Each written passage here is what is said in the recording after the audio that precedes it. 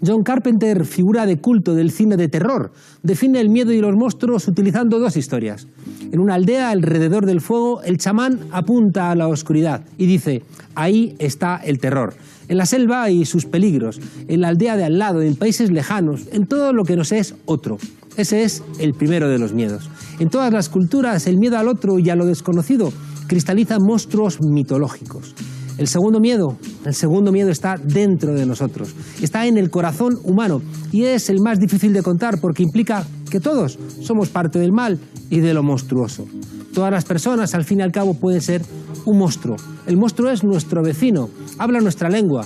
Este es un fragmento de un artículo del periodista Bernardo Gutiérrez en el que caracteriza a los viejos y nuevos fascismos, es decir, a los viejos y nuevos monstruos. Hoy hablamos de Vox. Bienvenidas a Fora Apache.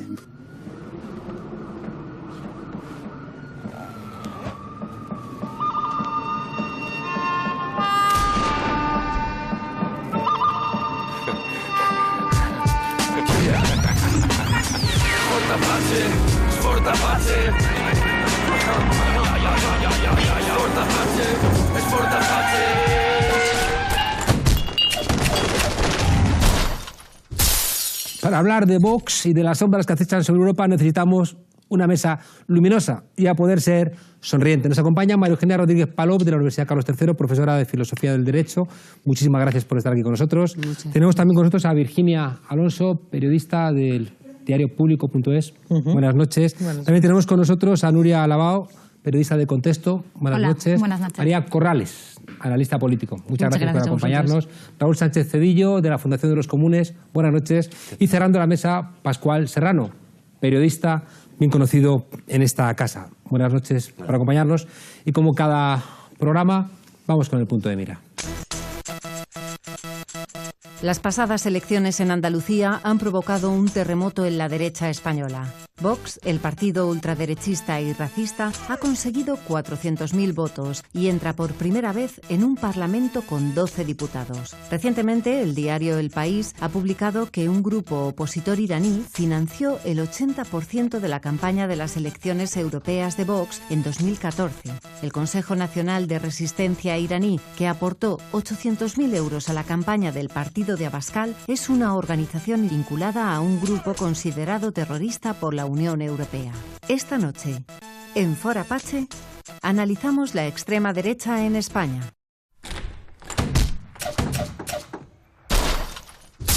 Bueno, ahora vamos con la regla del minuto y quiero reclamaros vuestra máxima capacidad de concreción por una pregunta que no es sencilla. Siempre se ha planteado que en España, al igual que Portugal, no existía una extrema derecha parlamentaria. Seguramente porque estaba en otros sitios, no porque no existiera. Y también hemos analizado la derecha en España como, en principio, a la muerte de Franco en el 75, con una suerte de continuidad, con Fra Iribarne, funda Alianza Popular, funda después el Partido Popular. Sería Aznar quien de alguna manera lleva a esa derecha franquista a un espacio neoliberal, y ahora vemos, ¿no?, que con Casado, con la irrupción de Vox y también, ¿no?, con algunas ideas que plantea Ciudadanos, parece que se quiere recuperar de alguna manera ese tiempo perdido y alcanzar la pauta europea. ¿Podemos decir que España realmente se incorpora a Europa en cuanto al comportamiento de nuestra derecha? Empezamos contigo, Raúl. Sí, en cierto modo sí. Hay que decir que España no era como Europa porque en España no hubo un proceso de liberación antifascista. Es decir, en Alemania los nazis más recalcitrantes fueron excluidos, De Gaulle excluyó también a esa ultraderecha que luego surgió con la liberación argelina, las OAS, Le Pen, etc. Y en España pues, se produjo una unificación en torno a un compromiso dilatorio, ¿no?, que dice Carl Schmitt, es decir, un compromiso dilatorio que iba en el sentido de que este régimen iba a estar atado y bien atado en torno a la definición capitalista, al sobrepeso de la gran propiedad financiera inmobiliaria, a la integración atlántica, etcétera, etcétera. Y esas son todo cosas que con la crisis del 2011 se ponen en cuestión y tarde o temprano se dividen las derechas. Gracias. Pascual. Bueno, yo creo que hay elementos comunes con el resto de los países europeos para explicar el repunte de esta ultraderecha y otros que no son tantos, ¿no? Para empezar, uno que yo creo que es común es el lograr poner en la agenda informativa determinados problemas reales o imaginarios, ¿no? Que son los que le han dado soporte a su discurso. Problemas como España se rompe, problemas los emigrantes nos están invadiendo, las mujeres están teniendo un perfil excesivamente dominante sobre la famosa ideología de género. Todos esos problemas en algunos casos tienen un elemento de manipulación hacia los orígenes y en otros casos son directamente invenciones y mentiras, que es una reflexión que también es común en el resto de Europa, ¿no? Es decir, hemos estado cultivando esas mentiras durante mucho tiempo, ¿no? Y ahora alguien ha salido a la palestra para rentabilizarlas. Nuria. Bueno, por desgracia sí, ya está aquí la extrema derecha. Es difícil también señalar cuáles son los puntos más importantes que han provocado esa emergencia. Es verdad que se ha intentado otras veces en España y que de repente ha aprendido ahora, ¿no? Seguramente hay muchos factores internos, como puede ser pues, la propia descomposición o la crisis del PP, puede ser las consecuencias del procés catalán, de cómo se ha sido traducido, vendido por los medios en el resto del Estado español, puede tener que ver con la emergencia del movimiento feminista, ¿no? Es una especie de reacción.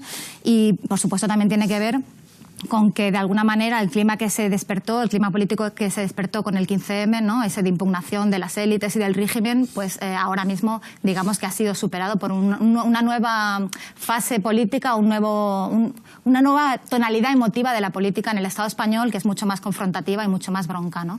Y, bueno, también hay factores externos, como ya hemos visto, ¿no? La financiación iraní, por ejemplo, o el intervencionismo de Steve Bannon o las derechas europeas. Gracias. Mónica, tu punto, digo tu minuto. Bueno, yo creo que en concreto en España no se entiende la escisión de dentro de la derecha, sino se entiende el fracaso que supuso para el Partido Popular la gestión de lo que pasó en Cataluña el año pasado, ¿no? Sea por dureza o sea por debilidad, de cómo lo vieron muchos actores. Eso debilitó muchísimo al Partido Popular y creo que es ahí donde hay que mirar esa escisión. Lo decía Sánchez Cuenca en un artículo reciente, que Vox no prende durante la crisis económica, ¿no? ¿Sabes? Eso que a veces se dice, ¿no? Que la extrema derecha ofrece como un cordón o una sensación de seguridad en un mundo neoliberal, de recortes, etcétera, etcétera. Eso no sucedió en 2014 cuando Vox se presenta a las europeas y saca aproximadamente 250.000 votos, ¿no? No es una cifra muy alta, digamos, ¿no? Y bueno, después podemos hablar de los efectos que provoca en esa idea de España que sale Vox a defender las consecuencias en Cataluña, ¿no? Que me parece que es un relato que tira del regeneracionismo español y también de la idea de reconquista de España. La cosa es que España se defiende, ¿no? Una España, perdón, bueno, y que dejó, o sea, una idea de España que era fértil gracias a lo que ya hizo UPyD, Ciudadanos y PP contra el enemigo interno, ¿no? Gracias, María. María Eugenia. Bueno, yo veo algunas diferencias entre Vox y la extrema derecha europea y creo que hay más semejanza entre Vox y Bolsonaro o las extremas derechas latinoamericanas que entre Vox y Salvini o Le Pen. Para empezar, Vox ha renunciado a la retórica proteccionista y a la alusión a las clases trabajadoras, a las que sí ha aludido, por ejemplo, en algunos casos Salvini, y ha apostado clarísimamente por una política neoliberal y por una política además impositiva favorable a los ricos. Es decir, pero sin ninguna ambigüedad, ¿no? Hay en Vox, por ejemplo, un elemento antimemorialista que es muy claramente español, que no he visto, o al menos no ha aflorado tan claramente en las extremas derechas europeas. Y sin embargo, esta nostalgia de la dictadura sí se ha dado muy claramente en Bolsonaro y en las extremas derechas latinoamericanas. Gracias. Virginia, tu minuto.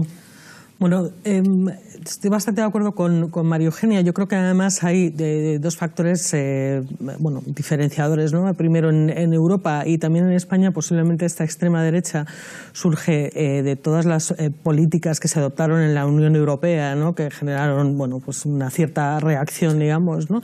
Pero en España además se da la circunstancia de que ha habido un deterioro democrático muy importante en los últimos años. Yo diría que casi desde el 11M clarísimamente, ¿no? Muy acentuado por ese ese andarismo y por ese, bueno, ese patriotismo constitucionalista, digamos, ¿no?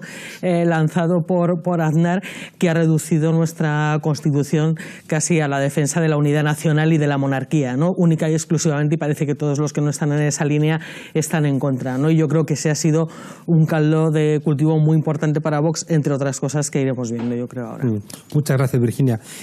Quería, para abrir el debate, preguntaros cosas que habéis planteado, ¿no? Teníamos la intuición de que los 3 países que más tarde salen de la dictadura, Portugal, España y Grecia, son los 3 países donde está pasando algo diferente con la izquierda, es decir, el gobierno del Partido Socialista apoyado por el Bloque de Esquerda y por el Partido Comunista en Portugal, la emergencia de una fuerza política, bueno, pues diferente como puede ser Podemos, y el caso de Syriza en Grecia, que acabamos de saber por boca de Juncker que recibió un castigo, ¿no?, desmesurado solamente para evitar que hubiera imitaciones para superar el modelo neoliberal. Sin embargo, ¿no?, ese factor de emergencia de esa izquierda diferente ahora se conjuga con una derecha que reclama sin ambajes somos, ¿no?, los que ganamos la guerra en el 39, una reclamación de la dictadura y de alguna manera bueno, pues un discurso que parecía desaparecido del discurso democrático de la transición. Sí, vamos a ver, no hay una contradicción entre los elementos específicos de cada extrema derecha, que como extrema derecha nacionalista siempre bebe de la historia propia, y ahí el diferencial de la historia española es claro, ¿no? Pues una dictadura con un dictador que se muere en la cama, una transición que es reforma y no ruptura, etcétera, etcétera. Entonces lo que tenemos que ver es cuáles son los mecanismos principales que rompen los compromisos. El fundamental es que el régimen del 78 aseguraba la producción mediante los mecanismos financieros y los mecanismos de un Estado social tardío, de una clase media que estaba identificada con el régimen en torno a, no se habla del pasado, en torno a no se cuestiona, digamos, el modelo atlántico. Recordemos la gran crisis de la OTAN, ¿no?, dentro del electorado de la izquierda que Felipe González resolvió de aquella manera, ¿no?, con una especie también de golpe televisivo, etcétera. Todos esos consensos, esa propia clase media está en descomposición. El horizonte de crecimiento del capitalismo español está en tela de juicio, puesto que todas las grandes promesas del aznarismo, que se basaban en engancharse a la burbuja global, no están ahí, y no hay un modelo de crecimiento, salvo el endémico de turismo basado en una devaluación salarial sin límite, y el financiero que está, digamos, en este año que entra, en grandes turbulencias. ¿Qué quiere decir esto? Que el modelo bipartidista que teníamos no puede regirse, puesto que han surgido cuestionamientos profundos desde el 15M. Ahora bien, eso ha sucedido en el resto de Europa, de maneras parecidas, pero siempre en torno a ese resquebrajamiento de las clases medias. Es decir, que cuando se dice que lo importante es el relato, cuando se dice que la narración es importante cuando ya ha sucedido algo, cuando no hay un epicentro subterráneo, que justamente es esa inviabilidad de un modelo europeo de rentas y de producción que no se sostiene. Claro, pero lo que planteaba María Eugenia de la recuperación de la idea de dictadura en Brasil o la recuperación clarísima, ¿no?, de una defensa de la dictadura por parte de Vox, y que arrastra de alguna manera a sectores del PP y de Ciudadanos, tiene detrás la única justificación de que hay un enemigo interno al cual se le desarrolla un odio que es capaz de, bueno, pues de superar las barbaridades que implica una dictadura. Sí, Nuria, querías... Sí, yo quería una pregunta que tengo respecto a lo que ha dicho Raúl, ¿no?, de ese medio descomposición o esa descomposición de las clases medias en la que se basa Vox, pues que la gran pregunta que existe ahora sobre los límites de crecimiento de este partido es precisamente si podrá hacer como otros partidos de extrema derecha en Europa, que no solo que consiguen una especie de coalición de votantes entre clases medias y clases populares. Es verdad que por ahora el grueso de votantes está precisamente en esas clases medias o clases medias altas, pero que también está empezando a activarse en los barrios, que por ejemplo aquí en el sur de Madrid, en los barrios más empobrecidos, se están poniendo mesas e intentando activar políticamente esos barrios en un sentido racista. Entonces la pregunta es, ¿conseguirán hacer eso como en el resto de Europa o no? Y yo, un poco la pelota ahí también está en qué alternativas seamos capaces de poner sobre la mesa y si somos capaces de trascender ese conflicto identitario y volverlo a posicionar en un conflicto contra las élites económicas o en un conflicto por las condiciones de vida. ¿Eugenia? No, yo quería decir respecto de lo que planteabas que hay dos cuestiones aquí relevantes, una de carácter estructural y otra de carácter coyuntural.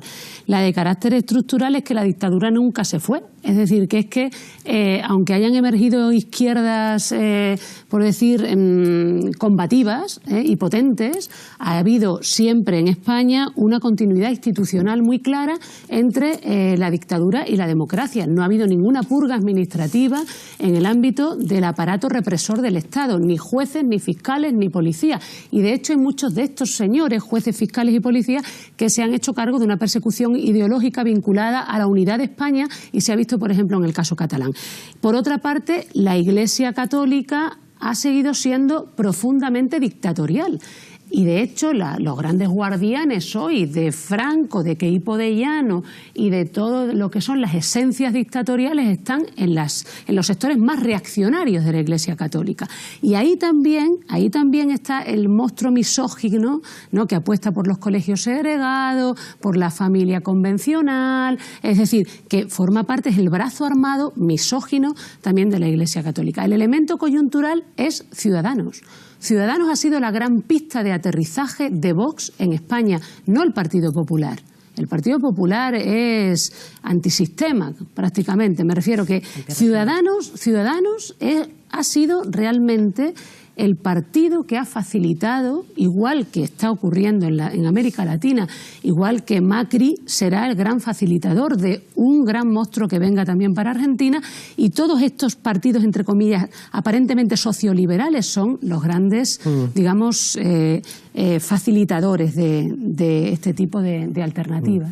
Pascual, después Virginia. Yo creo que más que una vuelta a la dictadura, lo que hay es una vuelta a la historia. Aquí tengo la sensación de que ellos explotan un determinado sector de la población a la que la historia les ha pasado por encima, y ellos explotan esa sensación de añoranza con determinados tópicos que les da mucho juego. Y eso posiblemente sea una especificidad con el resto de Europa, ¿no? Ellos juegan con rememorar pues la familia, los toros, la caza, la unidad del país, el machismo, todos esos tópicos casposos que en la medida en que hemos creído haberlos superado, ellos lo que han hecho es que se han sentido humillados, y eso es importante estudiarlo. Es decir, cómo debemos de hacer para recuperar a esa gente, ¿no?, que simplemente se sienten humillados por cómo ha evolucionado la modernidad, ¿no?, y que ellos son los que lo están explotando. Si encima, como dice María Eugenia, dice, hay anclajes históricos, es decir, nuestra Guardia Civil, nuestra Legión, nuestros latifundios, eso sigue estando ahí. Es decir, a mí me hace gracia, ellos dicen viva la Legión, ya, pero es que nosotros estamos pagando la Legión.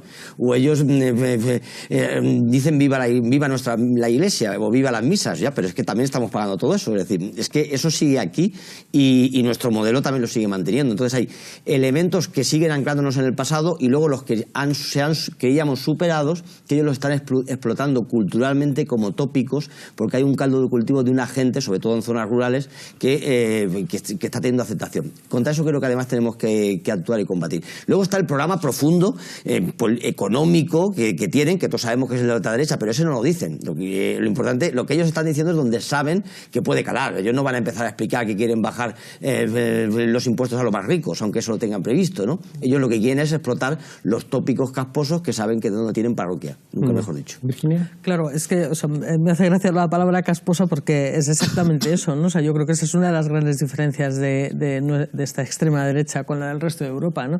Y es que es una extrema derecha de lo más rancio. O sea, y por eso yo creo que lo primero que están haciendo es ir contra las mujeres, contra el feminismo y contra el colectivo LGTBI, porque, digamos, digamos que han sido los dos florecimientos más reveladores, ¿no?, de los últimos años, que han puesto a España como una referencia de progresía en el mundo, ¿no? Entonces han sido los primeros focos con los que se han quedado, ¿no? Pero tú hablabas antes de cuál es el enemigo de Vox, ¿no? Y yo creo que el principal enemigo de Vox ha sido precisamente la transición, ¿no? Yo creo que esta gente son los que llamaron en los años 70 traidores a Juan Carlos I, a Tarancón y a Suárez, y son los que se quedaron fuera en aquel momento, ¿no? Y se quedaron fuera en aquel momento porque, aunque en efecto hayamos evolucionado, entre comillas, de un tribunal de orden público a una audiencia nacional que sigue manteniendo buena parte de esa estructura, no solo en la judicatura, sino en otros ámbitos, yo creo que sí que ha habido un consenso durante la transición en torno a dejar fuera a dos agrupaciones, como son por un lado los terroristas y por otro lado los fascistas, ¿no? Y yo creo que eso sí que ha sido un consenso, al menos de boquilla, ¿vale? O sea, y esta gente ha estado fuera, ¿no? Y ha estado fuera de todos estos florecimientos de los que estoy hablando, y por tanto, efectivamente, se han sentido humillados y sienten que se les ha excluido de alguna forma, ¿no? Y sienten que es el momento de volver a demandar estar dentro, ¿no? María. Sí, yo creo que la idea de poder reconectar con un cierto discurso en relación a la dictadura tiene que ver con lo que decía Pascual, que es la idea esta de hacer España grande otra vez, ¿no? O sea, emulando a Trump, que de hecho es una frase que, por ejemplo, en el acto que hicieron en Vista Alegre se repitió mucho por parte de Vox, ¿no? Y entonces de recuperar esos grandes elementos que en un momento dado hicieron a España un imperio o una gran nación, ¿no?, digamos.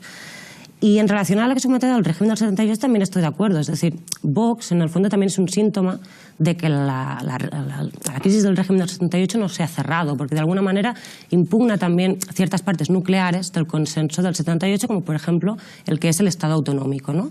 Y eso no cae, o sea, no nace de un día para el otro. Eso, como decía María Eugenia, nace en un terreno fértil que yo creo que sí, que el PP también de alguna manera articula en relación a la exclusión, ¿no?, de País Vasco o de Euskadi en su momento en los 90 con relación a ETA, es decir, España es todo lo que no es ETA, ¿no?, de alguna manera, y que se hace a posteriori con Cataluña, que es exactamente la misma operación. Entonces, eso siembra en ese terreno en el que de alguna manera se da respuesta a un conflicto en Cataluña que ha afectado emocionalmente y ha afectado el orgullo de mucha gente fuera de España, en torno a los símbolos nacionales, en España, perdón, en torno a los símbolos nacionales o en torno al orgullo nacional, y que ellos explican no desde la crisis del régimen del 78, como lo podría explicar Podemos en su momento, sino desde la crisis del propio modelo del sistema de autonomías, por haberles dado demasiada autonomía, que también es la explicación que hacía el Partido Popular cuando recogía firmas contra el estatuto. Y yo creo que aquí el quid de la cuestión es lo que decía Nuria. Es decir, si Vox va a seguir como ahora, que al final lo que ahora es Vox es como algo que tensiona al eje de la derecha, ¿no? De alguna manera se lo extensiona hacia posiciones, y además tiene un efecto multiplicador porque moviliza a todo el electorado que podría estar cerca de esas posiciones. No fragmenta, sino que moviliza y multiplica. Entonces, Vox va a seguir siendo un agente que ubica y marca la agenda al resto de las derechas, o va a acabar siendo el actor principal en España, ¿no? O, no principal, pero sí al menos que rija o que pueda construir hegemonía, ¿no?, en España. Yo creo que ese es el gran debate. Yo creo que hay un elemento que es medio evidente, y es que el ciclo de impugnación que abre la crisis de 2007-2008 está abierto. Sí. Y por tanto sigue habiendo desahuciados, salarios miseria, alquileres carísimos. La sensación de humillación y el resentimiento de un porcentaje no pequeño de la población sigue estando ahí. Entonces ese resentimiento lo puedes canalizar hacia posiciones críticas con el sistema o hacia posiciones de eso que identificamos como la extrema derecha. Y lo que sí que parece evidente es que hay sectores que tienen la voluntad de canalizar ese vapor del enfado social hacia posiciones nacionalistas excluyentes, neoliberales, que es una novedad, como ha planteado Virginia y María Eugenia, es decir, los de Vox son monárquicos. No estarían con los chalecos amarillos en Francia, estarían en contra, ¿no? Tienen una serie de elementos, ya digo, que son neoliberales, son nacionalistas excluyentes, son atlantistas, o sea, son muy régimen. Y por eso, ¿no?, que es la siguiente pregunta que quería haceros, reciben apoyo mediático brutal y financiamiento raro. Y uno de los elementos del financiamiento que ha surgido, ¿no?, en estos días y que muchos medios han hecho todo lo posible por ocultarlo. O sea, yo he estado en varias tertulias donde siempre salía el tema, salían 1 o 2 periodistas a ocultar el hecho de que Vox ha sido financiado por grupos opositores, ¿no?, de Irán y con un brazo terrorista hasta 2012, grupos que han elogiado el Daesh, grupos que han elogiado la entrada del Daesh en Mosul, es decir, grupos contra los que supuestamente siempre se ha expresado Vox, que ha insultado a Podemos vinculándolo con Irán, que ha hablado constantemente en contra, ¿no?, de los inmigrantes, y resulta que ese grupo, que tanto dice España, España, España, se ha financiado con dinero, ya digo, de un grupo con un brazo armado terrorista. Pascual. Bueno, la geopolítica es así de compleja muchas veces y de contradictoria, ¿no? Es decir, que un grupo, porque alguien también se podía plantear, bueno, y los islamistas, ¿cómo se plantean ellos financiar a alguien como vos, no? Bueno, la geopolítica consiste muchas veces en que un grupo que quiere derrocar al gobierno iraní necesita no solamente derrocarlo, sino además vender la legitimidad de que ellos son la alternativa a ese derrocamiento. Y para conseguir convencer de que ellos son la sustitución, necesitan a alguien que les legitime. Y si para eso necesitan a un vicepresidente del Parlamento que les avale, como es Vidal Quadras, y en ese momento necesita dinero porque está montando un chinguito que se llama Vox, pues entonces yo creo que sale ahí una connivencia perfecta, ¿no? Es un poco eso que ocurrió entre Bin Laden y Estados Unidos en Afganistán. En un momento determinado ahí se asocian 2 antítesis para derrocar unos comunistas que en ese momento están en Afganistán, unos comunistas soviéticos. Aquí se asocian unos islamistas y una ultraderecha católica, ¿no? Porque el uno paga, porque pagar siempre da mucho reconocimiento político, ¿no? Uno paga y el otro, pues evidentemente consigue una legitimidad internacional. Yo creo que eso explica bastante, ¿no? ¿Raúl? Sí, estoy de acuerdo con Pascual. Yo haría un experimento, digamos, retiremos la cuestión territorial, la cuestión catalana, ¿no?, como algo que realmente pues, ha desestabilizado, lleva más de 1 año y medio haciéndolo, y veamos qué es Vox. Vox no es más que un énfasis de elementos que constituyen la derecha española. Es decir, que para entender mejor tenemos que mirar de fuera adentro y no de dentro a fuera, partir de lo genérico hasta lo específico. Y lo que vemos, como dice Pascual, es que las derechas han cambiado su repertorio a nivel global y lo están haciendo en función de ensayo y error.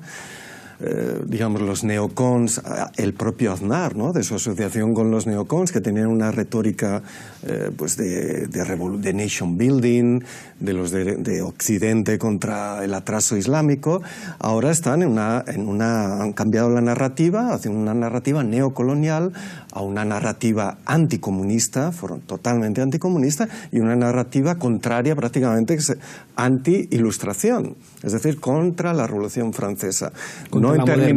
No en términos de Burke, es decir, de un cambio tranquilo, sino en términos de revolución conservadora. Es decir, las derechas han vuelto renovando los lenguajes enloquecidos de los años 10, 20, 30. Si quitamos Cataluña, vemos que al mismo tiempo Vox no es fascista porque le falta la pata del movimiento popular, ¿no?, sino que es esta derecha, de las derechas españolas en torno a la CEDA, a la Juventud de Acción Popular, que imitaba maneras fascistas y se enfrentaba al comunismo, ese tono revanchista, ese tono colonial, ¿no?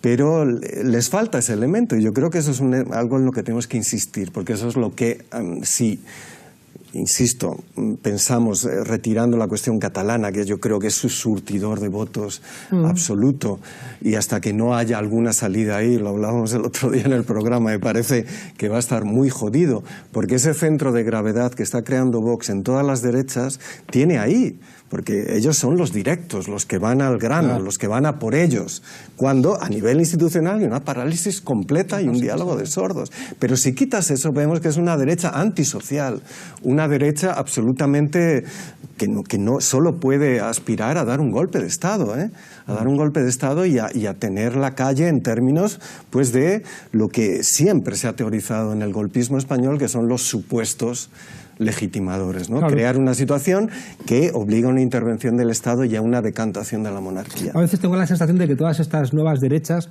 se caracterizan más que por el qué, por el cómo. Es decir, que más que el tema concreto, porque en el este de Europa no existe el problema territorial, en Brasil tampoco, ¿no? Entonces, en cambio, sí que el repertorio de actuación es muy, muy similar, ¿no? Y como bien planteabais, hay diferencias, ¿no? Que les llenan de contradicciones, ¿no? Y que a veces no es tan sencillo de identificar. Uno ve qué van a hacer, por ejemplo, con los matrimonios, ¿no? Del mismo sexo, ¿no? Cuando sus propios socios en un lado piensan una cosa, en otros lados piensan otra, qué van a hacer con el centralismo. En fin, vamos al zapping a ver si se nos aclaran las ideas. No cabe duda, el misterioso guerrero era un Sith. Siempre dos están. Ni más ni menos. Un maestro. Todos los votos que tiene Vox son antiguos votos del Partido Popular, ¿no? Y en consecuencia a mí me parece que todo lo que estaba unido estaba mejor unido que separado. Y un aprendiz. Es un chico lleno de cualidades, ¿no? Yo espero y deseo que sus cualidades pues las oriente políticamente donde las tuvo en otros momentos. Con el propósito de gobernar Andalucía, el Partido Popular, en alianza con Ciudadanos, firmó en días recientes un acuerdo con Vox. Queda elegido por mayoría absoluta como presidente de la Junta de Andalucía el excelentísimo señor don Juan Manuel Moreno Bonilla. Y así será comunicado. Así es como muere la libertad, con un estruendoso aplauso. En un Estado democrático no se puede permitir que haya una caleborroca en la puerta de un Parlamento. Hemos avanzado en este país en los últimos 40 años en derechos y libertades para hombres y para mujeres.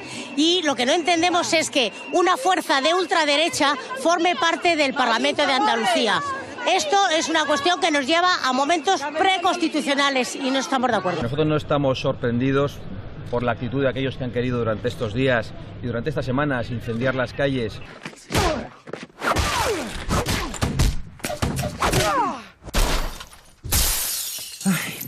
Regresamos un poco a lo que os planteaba. Yo creo que las contradicciones de Vox son muy evidentes, ¿no? Es decir, que el mismo presidente Abascal que dice vamos a acabar con los chiringuitos en Andalucía, ¿no? Cuando él ha estado viviendo precisamente de la definición por excelencia de la idea de chiringuito, es decir, fantasma, una fundación fantasma que le ha reportado más de 90.000 euros. Como decíamos, hablan de España, España, España, pero se financian con una potencia extranjera. Es decir, tengo la sensación de que lo único donde son verdad, donde no mienten, es con el tema de las mujeres, ¿no? Que de alguna manera les conecta, ¿no? Con un nicho de mercado amplio, porque al fin y al cabo los hombres son la mitad de la población, y ese discurso de alguna manera en algunos ámbitos puede calar. Si a eso le añadimos, ¿no? También algunas estadísticas que estamos viendo de gente joven que está regresando, ¿no? A algunos espacios que creíamos superados, ¿no? Por ejemplo, de control, ¿no? De sus compañeras, del móvil, de sus relaciones, de su manera de vestir, etcétera. Bueno, pues, a donde yo quiero llegar es si estas contradicciones de Vox solamente se pueden superar porque no hay enfrente nadie que recoja ese resentimiento y esa humillación del ciclo liberal que todavía está abierto. María Eugenia. No, que te quería decir una cosa sobre lo del chiringuito. Porque porque es que a mí me parece muy interesante esta alusión a las corrupciones ajenas, aunque sean falsas. Piensa que todas las guerras jurídicas que se han montado en América Latina se han montado sobre acusaciones de corrupción, en su mayor parte o falsas o manipuladas. La línea que lleva Vox es exactamente la misma.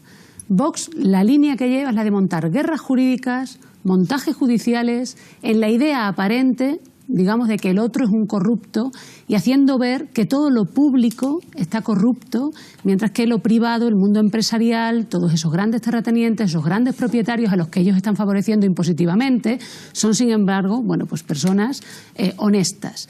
Esto es una cosa importante, porque todo el lawfare, todo lo que son las guerras jurídicas, la lucha jurídica, ¿no? Todas estas están sufragadas por Estados Unidos. Ahora mismo Estados Unidos está haciendo grandes inversiones en América Latina para formar a jueces, para formar a fiscales, y ya no le importan las escuelas de las Américas ni los militares. Ahora le importan los jueces y las guerras jurídicas.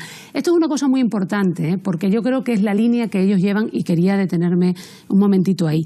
En relación a la cuestión de las mujeres, claro, ¿cómo no van a ser las mujeres sus grandes opositoras, diga, aunque sea incluso simbólicamente? Claro, ellos hacen porque aquí estamos planteando que Vox mueve pasiones tristes, resentimientos, rencores, pero Vox también mueve pasiones esperanzadas y alegres.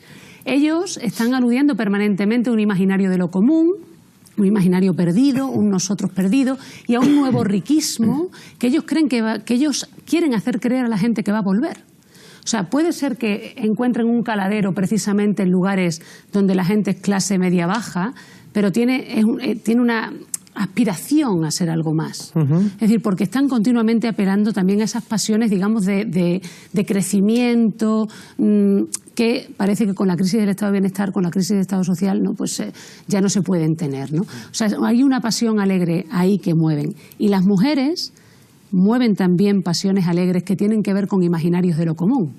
Pero el nosotros al que apelan las mujeres no es el nosotros al que apela Vox, ¿no? Las mujeres ponemos la política de los cuerpos, de los afectos, de los cuidados, la política de esos vínculos, mientras que Vox plantea la política de los muros, ¿no? Y la política de los vínculos que representa el mito de la nación.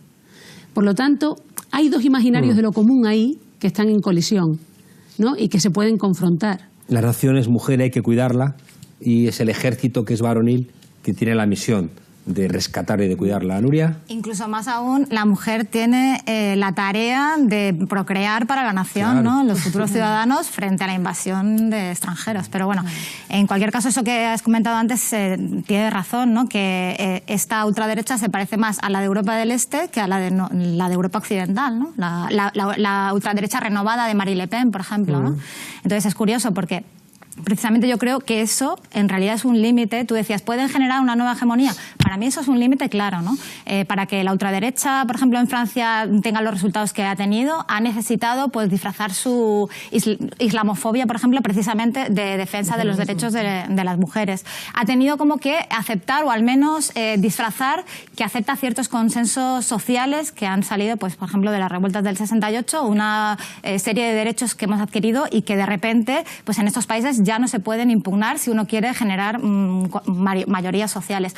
Pero, sin embargo, Vox lo hace directamente, impugna esos derechos adquiridos, y para mí eso es claramente un límite a su crecimiento.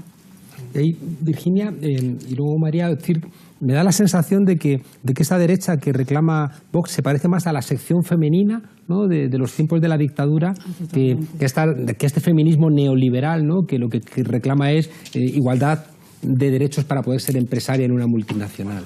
Hombre, totalmente. Absolutamente. Yo a veces pienso en Vox y no puedo evitar que me venga la imagen a la cabeza de Esperanza Aguirre permanentemente. O sea, yo veo a Esperanza Aguirre representada perfectamente en Vox, ¿no? O sea, creo que la mujer que representa es esa, ¿no?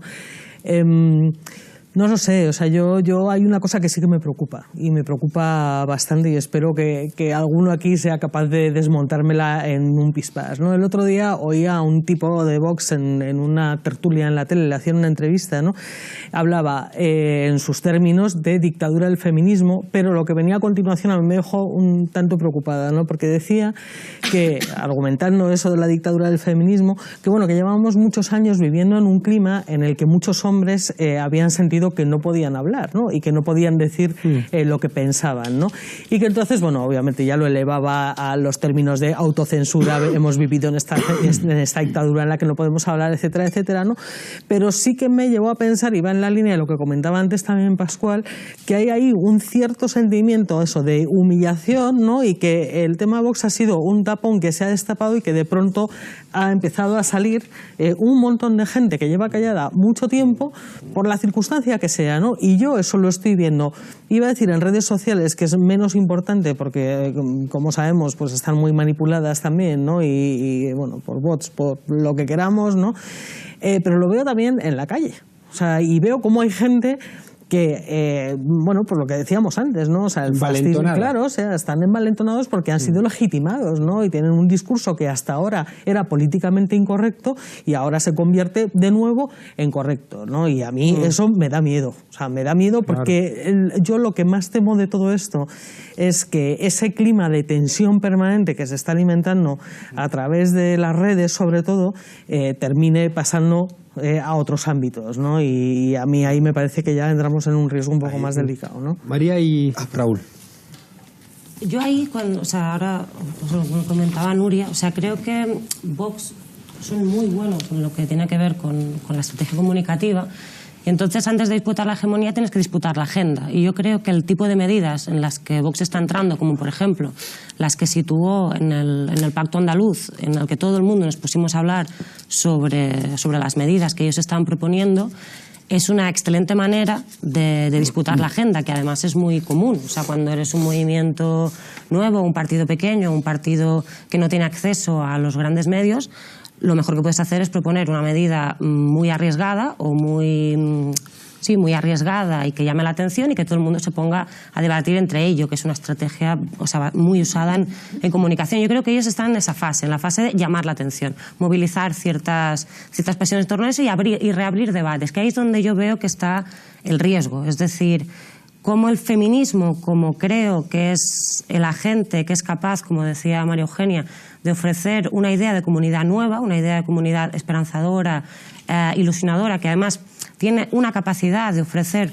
un orden completo en términos económicos, en términos de colectividad, en todos los ámbitos, no nos situemos a la defensiva, ¿no? Es decir, cuando ellos abren el debate de si existe o no violencia machista en España, muchas veces nos ponemos a discutir sobre si existe o no violencia machista en España a nivel de datos, cuando eso es un debate que ya estaba superado en España, ¿no? O sea, ahora el debate es cómo llegamos o cómo legislamos sobre todas aquellas violencias que no están legisladas ya por la ley del Partido Socialista, ¿no? Como es la ley o sea, por la protección de las violencias sexuales que tiene ahora Unidos Podemos encima de la mesa. Yo creo que además sería una muy buena manera de volvernos a situar a la ofensiva, ¿no? En lo que se refiere a la oleada feminista y de revolución democrática, que es la que abrieron las mujeres, ¿no? Yo creo que frente a la idea que ellos quieren generar de reabrir debates que ya estaban cerrados y situarnos a las mujeres a la defensiva, nosotros tenemos que estar todo lo contrario, o sea, ofreciendo un horizonte común para todo el mundo, no solo para las mujeres, ¿no? O sea, situar que el feminismo es el avance colectivo de toda la sociedad, no solo de las mujeres, ¿no? Y ahí creo que es la gran batalla cultural que Vox creo que lo está haciendo bien en ese sentido. Gracias, Raúl. Bueno, Abascal ha dicho hace poco que Vox es el partido de los que llevaban muchos años comentando en digamos, en la zona de comentarios de los periódicos, que no sé si los leíais, pero incluso antes, durante el 15M, pues ahí estaba el pozo de la, en fin, el pozo del oscuro, ¿no? Yo creo que no podemos entender esa supuesta alegría, que es algo que yo realmente cuestiono profundamente, si no la entendemos volviendo, y creo que esta es ya la segunda o la tercera vez que lo digo aquí, a lo que analiza Wilhelm Reich en la psicología de masas del fascismo, que básicamente esa supuesta alegría es que este tipo de, porque la comunicación sí que es muy fascista, ofrece medios de satisfacción de quienes estaban, digamos, del comportamiento masoquista, de aguantar, convertirlo en sádico. Es decir, los medios de satisfacción de un goce sádico de agredir a quien te estaba humillando, ¿no? Y ahí tenemos, pues, digamos, una onda larga de revolución feminista que no es de ahora, sino que el gobierno Zapatero, los odios que había ahí, recordémoslo, que ahí estaba en los comentarios de los periódicos una masa que, digamos, la Iglesia, la Santa Iglesia, el catecón de la Iglesia Católica de Rajoy, pues impedía que surgiera, pero estaba ahí.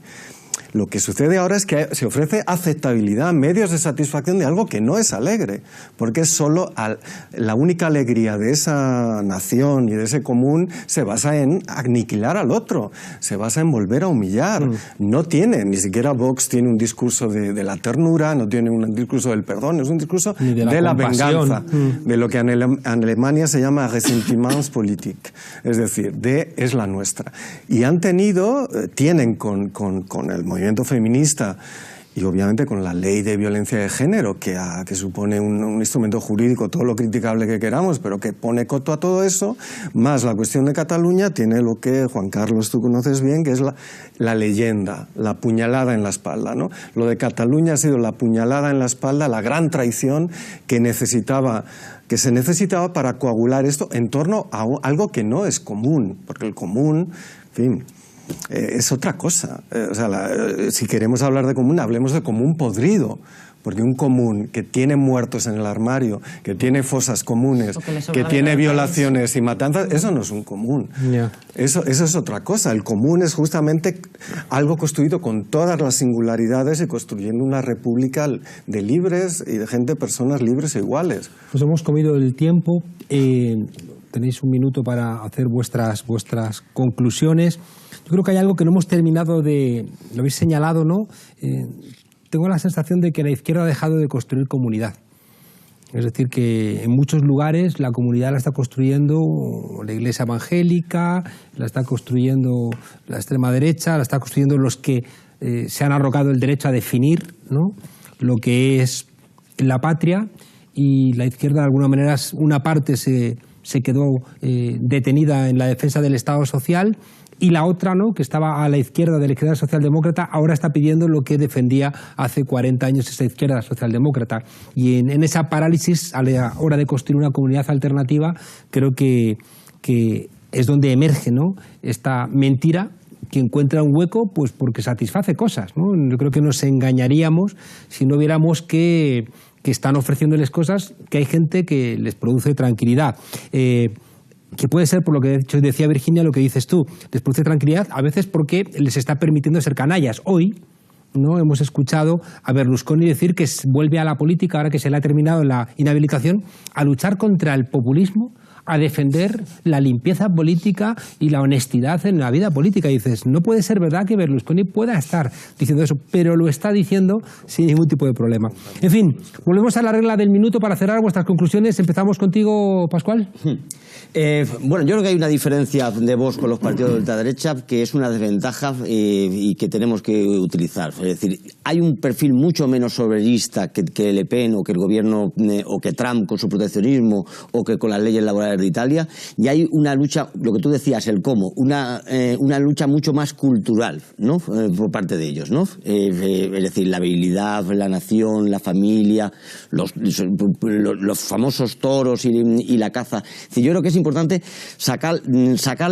ganarle esa lucha cultural, esa lucha simbólica. Decía Virginia que le recordaba a Esperanza Aguirre, a mí me recuerda a Elena Francis, ¿no? Es decir, hay que sacarle de esa lucha cultural y llevarle a las políticas económicas, porque ahí es donde sí que va a quedar evidente que no tienen nada que proponer más allá del neoliberalismo a lo bruto, ¿no? Y ahí es donde va a quedar en evidencia. Entonces, hay que sacarle de ese debate y entrarle en el que nos interesa y en el que le ganemos menos toros y menos no sé qué, y vamos a hablar de cuál es su política fiscal, que le pillaremos. Pascual, Elena Francis era un consultorio sentimental en los tiempos del franquismo. Raúl. Bueno, yo creo que sí, hay que salir de ese terreno de los universales podridos. Yo creo que ahí no hay nada que disputar. En ese sentido, creo que el ascenso de Vox pues pone muy en tela de juicio la centralidad de lo nacional popular, tal y como se ha venido utilizando en todo este ciclo político. Me parece que hay que volver a lo esencial, y es algo que cuestiona a Vox, que son los derechos humanos. Derechos humanos que articulan una república de tipo nuevo y una república que tiene que ser como mínimo europea. Hay que ver el fenómeno europeo, hay que llamar a Vox como la parte española de un fenómeno europeo que va a acabar con conquistas que se remiten a la Revolución Francesa o a todo el siglo XX del movimiento obrero, del movimiento feminista y del 68, y hay que construir un lenguaje común en el Estado español, entre sus naciones y con el resto de Europa. Si no, realmente estamos a la defensiva. Ahí sí que estamos a la defensiva. Gracias, María. Sí, yo creo que ese es el gran debate, ¿no? Que es la de, o sea, como comentaba antes, si Vox se está sirviendo de catalizador, de multiplicador y de movilizador de todo el arco de la derecha, que además se ha arrogado el patrimonio de la defensa de una determinada manera de mirar España, la cuestión es cuál es el agente multiplicador, movilizador y que ofrece una idea de comunidad y además explicaciones a lo que la gente está viviendo. Es decir, o sea, Vox da explicaciones. Hay tres enemigos, ¿no? El feminismo, Cataluña y la inmigración. Y a partir de ahí explica todos los problemas que la gente sufre en España. Pues nosotros necesitamos un aglutinador o una idea de comunidad que también dé explicaciones a esas vivencias que la gente vive, no pensando solo que podemos cambiar la agenda sin más, porque normalmente no somos dueños nosotros de la agenda, ¿no? Y creo que el otro debate es que hay que quitar esos atributos de rebeldía. O sea, al final son los mismos señoritos defendiendo los mismos intereses, no aportan nada nuevo, y yo creo que ahí hay que quitarles el atributo de novedad y de rebeldía para recuperarlo nosotros y poder volver a movilizar. Muchas gracias. Virginia. Sí, yo creo que es fundamental medir muchísimo el eco y la repercusión que damos a determinados fundamentos que salen de ahí, ¿no? De Vox. Por ejemplo, el otro día Serrano en el Parlamento andaluz decía, no, yo no voy a utilizar el lenguaje inclusivo, ¿no? Y lo decía como si alguien le obligara a utilizar el lenguaje inclusivo, ¿no? O sea, que es como, pues muy bien. Entonces, en todas las tertulias de la tele todo el mundo hablaba, no, es que ha dicho que no va a utilizar el lenguaje. Bueno, ¿y qué más da? O sea, ¿a alguien se le ha significado en algún momento por no utilizar el lenguaje inclusivo? Bueno, pues no focalicemos en ese tipo de cosas, ¿no? Y luego, en la línea de lo que contaba Pascual, quería contar una anécdota, ya ha ocurrido hoy. Abascal en el Club Siglo XXI iba a dar una charla y entonces varias personas del público lanzaban sus preguntas y había 3 preguntas de corte económico. No eran fáciles, o sea, ni siquiera para un ministro de Economía, pero es que se quedaba en blanco, no sabía ni por dónde salir y lo único que ha sabido responder ha sido que viva España. Yo creo que se responde solo. Gracias. Nuria.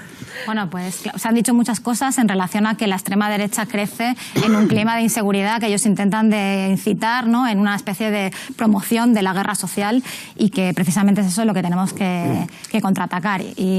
Porque ellos lo que hacen es un poco desviar o tratan de desviar el descontento social hacia, digamos, esa traducción, digamos, en términos culturales, ¿no? Una sensación de agravio cultural que ellos recogen de, bueno, esos los ofendiditos que en realidad no son la progresía, sino ellos.